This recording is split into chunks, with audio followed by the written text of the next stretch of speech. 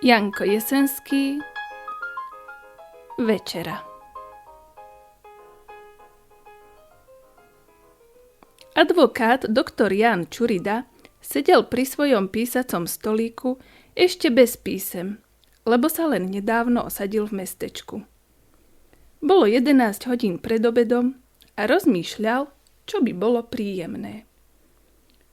Príjemné by bolo všeličo. Príjemné by bolo ísť na pohárik piva, ale trafí prísť klient. Nikoho nenájde. Odíde. Hotová škoda. Príjemné by bolo písať žalobu, ale takú ešte nemá. O mnoho príjemnejšie by bolo, keby tak niekto prišiel a poprosil ho, aby prijal 1000 korún preddavku na budúcu advokátsku prácu. Najpríjemnejšie by ale bolo, keby tak proti nemu sedela slečna Želmírka Silnická, dcérka direktora priemyselnej banky, účastinárskej spoločnosti, a on by jej mohol diktovať. Slávny okresný súd. Juraj Čečina, mlynár, obyvateľ tunajší, mi je titulom pôžičky dlžen 10 000 korún. Bola by aj žaloba, aj žena, a tá žena by sa menovala Želmíra Silnická. Táto je dcérou direktora banky. V bankách sú peniaze. Bol by teda iste aj akýsi preddavok. Ale keby aj tá čečinovská žaloba nebola, len keby sa teraz dvere otvorili a prišla by ho volať na obed pani doktorka Želmíra Čuridová, rodená Silnická. Jeho, Čuridu, ako svojho muža. Ona, Želmíra, ako jeho žena. A oni by spolu obedovali. Takto rozmýšľal pán doktor, keď sa dvere naozaj otvorili. Do kancelárie vošiel bruchatý, asi 60-ročný človek s červenou, vyholenou tvárou, chumáčovým obočím a s veľkým mäsitým nosom. Oblečený bol do obšúchaného kávového zimníka, obšitého čiernymi šnúrami po krajoch, s bočným vreckom na pravej strane. Z tohto vrecka mu trčal dlhý pipasár s obhryzenou čutorkou a s červenými kvastľami. Na bruchu kolembal sa na zelených šnúrach, cez krk prehodených, starý, žltkavý, miestami vyplznutý jágerský muf, ktorý slúžil miesto rukavičiek. Hrubú trňovú palicu aj s plochým zelenkavým klobúkom zložil do kúta a prešiel rozvážne k advokátovi, podávajúc mu ruku. Andrej Škereň, predstavil sa. Učiteľ na odpočinku. Tunajší mešťan. Doktor Čurida, čím môžem slúžiť? V právnej záležitosti som prišiel. Prosím, chcem sa so ženou rozsobášiť. Prečo? Dovoľte, aby som si sadol. Musím vám celú vec rozložiť. To vyžaduje času. História 30 rokov.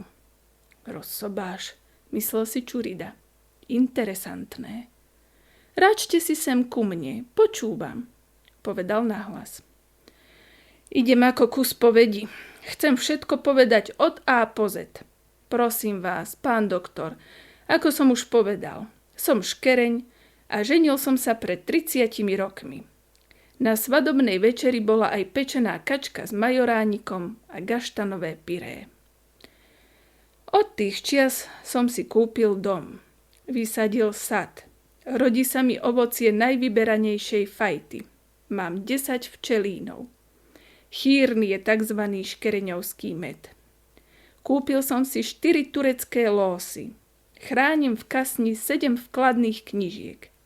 A konečne teším sa 25-ročnej dcére Malvinke. Pekné dievča, ale nebudem sa chváliť.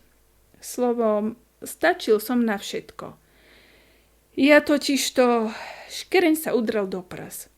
A stačí nám na všetko. A predsa, pán doktor, od svadobnej večere nevidel som na svojom stole ani pečenú kačku, ani gaštanové pyré. Túžim po nich. A zda by sa pri nich mladoženíchom cítil. Nemôžem sa ich dožiť. Prečo? Preto, lebo pani učiteľka nestačí. nestačí s časom.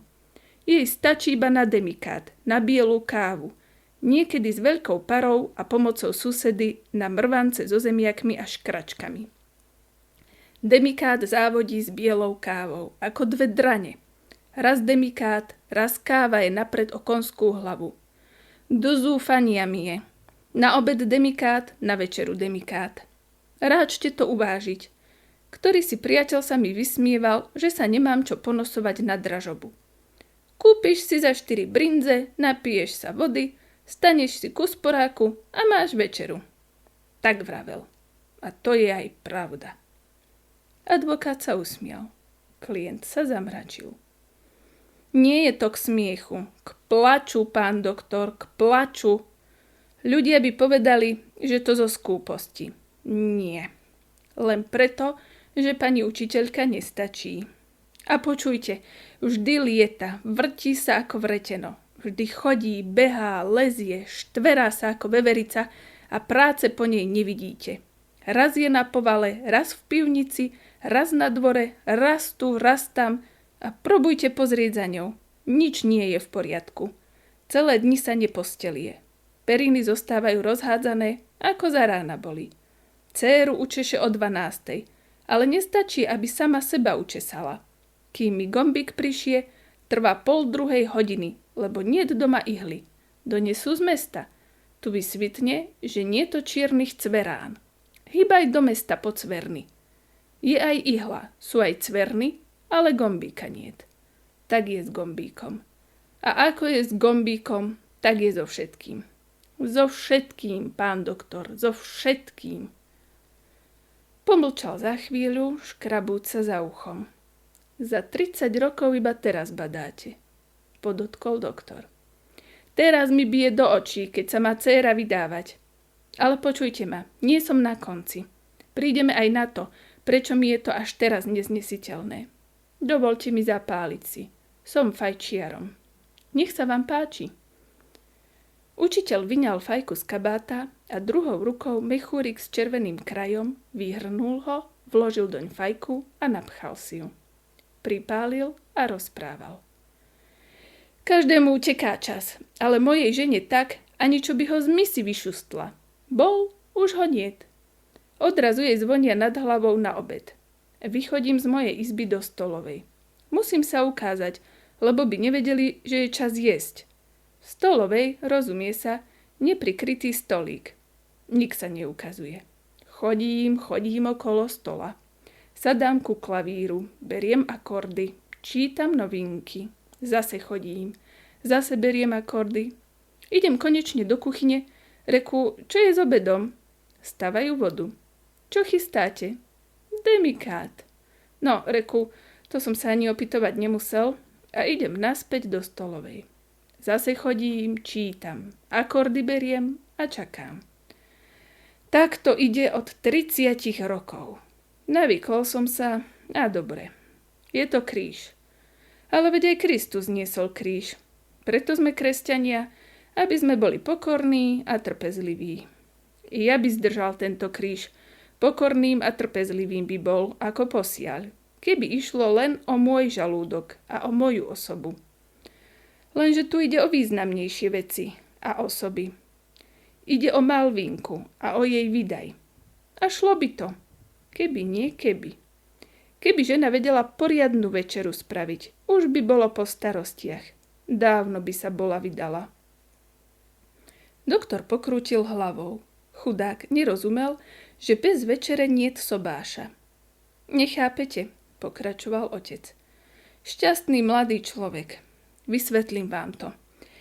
Každý pýtač je zvedavý, ako to vyzerá doma, čo sa na ulici, divadle, bále, tým najmilším a najkrajším ukazuje. Aj dievčatá na ulici budú sa vám jagať, trblietať ako motýle. Každú chcelo by sa vám chytiť, také sú krásne. Ale pýtač, tvor múdry, chce nazrieť hlbšie. Ide do hniezda, odkiaľ motýlik vylietol. Motýlik. Každý motýlik bol húsenicou a stáva sa pupou. I húsenica, i pupa je nepekná. Ktože by takému pýtačovi zabránil? Chce vedieť, či ten krásny motýl neukáže sa hnusnou húsenicou. A už sme doma. Čímže sa pýtačovi zavďačíte? Dobrou večerou. Nech vie, že aspoň kuchárku dostane. Takáto večera je u mňa nemožná. Nemožná! Vykríkol a hodil rukou. Oči mu zvlhli. Vytiahol veľkú žltú šatku s hrdzavými fľakmi a utrel si nos. Večera nemožná. Pýtač nemožný. Už dvaja pošli kade ľahšie, a kde vedia večeru spraviť. Tu je to nešťastie. Pred rokom bol jeden. Vážny, dobré dôchodky, mladý a driečny. Bolo 3:30 po obede, keď prišiel. Práve som obedoval. Náhodou bola biela káva. Ľahko som sa vyhovoril. Ja už olovrantujem, hovorím. Tak zavčasu, čuduje sa. To je obyčaj, vravím a myslím si. Treba ho ponúknuť. Môže byť, že je hladný. Myslíte, možno? Nie. Žena varí, ako sa hovorí, knap. Doobedujem. Sedí vám tento chudák, sedí a čaká. Myslím si, Malvínku čaká a idem. Ale už v pitvore počujem. Nekváč ma. To hovorí Malvínka. A kde máš koliečka? Spýtuje sa mať. Teraz, aby Zuzka išla kupovať koliečka. Vždy ich stratíš. Tuto máte. Dcéra o 3:30 po obede neučesaná. Má 25 rokov a mať ju češe. Vraciam sa k hosťovi. Sedí pokorne a čaká. O 4:30 prichádza Malvínka. Maminka príde hneď. Je v kuchyni. Chystá večeru. Musíte u nás večerať. Hosť sa teší. O 7:00 večer Malvínka zašvitorí. Nech sa páči do jedálne. Prechádzame do jedálne. Jedáleň ako jedáleň. Veľká izba s podlahou nažlto natretou. Nové červené koberce so zelenými kvetmi. V kúte izby krátky čierny klavír, na ktorom ja akordy beriem. Orechový kredenc so sklíčkami. Plyšové záclony. Biele filigránske fotelky s divánikom a pár remenných stoličiek. V druhom kúte papierová palma na drevenom stolíku. 3 jarmočné obrázky na stene. Všetko v poriadku, okrem toho, že stôl nie je prikrytý a v peci sa nekúri, napriek tomu, že je sibírska zima. Malvínka skladá sviečku na stolík a odbieha s hrúzou, že musí dať zakúriť. Sedíme zasa len dvaja a obidvaja čakáme, že zakúria, že rozsvietia. Nechodí nik. Prepadli sa všetky. Sviečka dohrieva. Knôt sa nakloňuje a papier, do ktorého je ovinutá, vzblka. Utešené svetlo. Hanbím sa, pán doktor, ako pes a idem rozzúrený.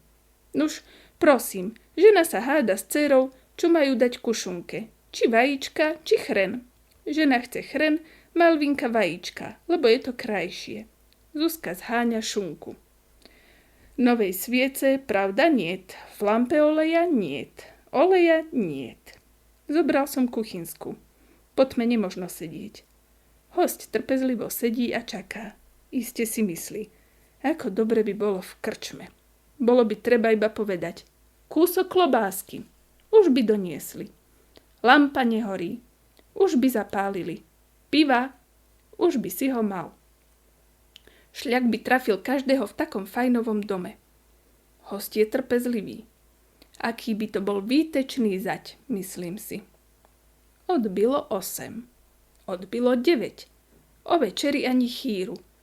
O 8:30 sa prišla opýtať Malvínka, či rozkážeme praženicu. O 9:00 sa opýtala, či má byť na masle, či na slaninke.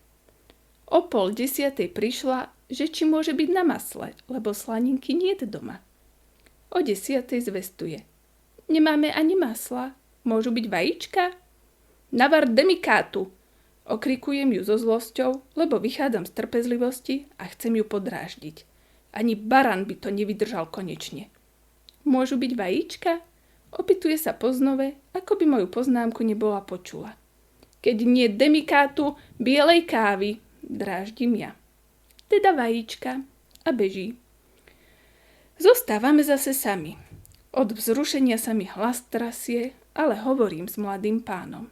Vravím o športoch a myslím si, za akého asi zvera ma pokladá tento človek. Iste si myslí, že preto vravím o športoch, aby nám zima nebola. V izbe sa totižto ešte vždy nekúri a svieti kuchynská lampa. Po športoch prechádzam na vojnu Talianov a vravím o systéme bojovania. Pritom si myslím, že pán Pitač hovorí: vo vlastnom dome by si mal mať systém. Keď je tma, lampu zapáliť. Keď je zima, zakúriť. Keď si 8 hodín nejedol, dať večeru. To by bol systém. Do izby vchodí Malvínka. Prichádza sa opýtať, či tie vajíčka majú byť natvrdo, či na mäkko. A ja prechádzam v reči, že je terajšia drahota umelá. Aha, to ty preto nedávaš večeru. Myslí si iste Pitač. Pritom čakáme. Vchádza Zuzka. Pani veľkomožná sa dajú pýtať, či majú byť vajíčka v pohári, či len tak. Zase čakáme. Myslíte, že ten pán dočkal večeru? Nie, pán doktor. Odišiel bez nej. Bolo okolo polnoci. Nenašiel ani hostinec otvorený. Viac sme ho ani nevideli. Neprišiel. Prepadol sa ako kameň v potoku. Ako tá večera, ako celý výdaj Malvínkin. No ale demikát sa neprepadol, ani žena. Nezmúdrela. Po pol roku prišiel druhý Pitač. Práve tak pochodil. Odišiel bez večere a viac sa nevrátil. Oči mu zase zaslzili. Pocmukal fajku. Tá nehorela.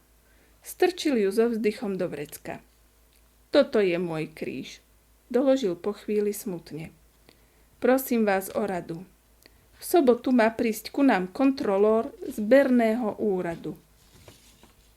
Činčovič. Ráčite ho znať? Výtečný, vzdelaný, usilovný mladý človek. Tiež sa zaujíma o Malvínku. Sám som ho zavolal. Ani neviem, ako sa to stalo. Kibicoval mi pri kartách. V pondelok. Filipík, partner, prehrával a hneval sa. Nám to robilo radosť. K tomu tento Činčovič vše ma tituloval pán profesor. Hovoril: adut, pán profesor. Teraz s týmto, pán profesor. Spomenul aj zlé hostinské kosty. Číro, čistá hnusoba, vraví. Hotový žalúdočný katar. Napadlo mi to v akomsi rozjarení, nadchnutí, takom akomsi duševnom rozpoložení. Zavolal som ho na sobotu. Keď sa mi poklonil na znak súhlasu, už som vedel, že som vykonal hlúposť. Ale povedal som: koniec. To bolo v pondelok. Dnes je streda. Od pondelka nemôžem spávať. Dajte mi rady. Čurida sa na chvíľku zamyslel. Veď jasná, povedal. Najmite si kuchárku na ten deň.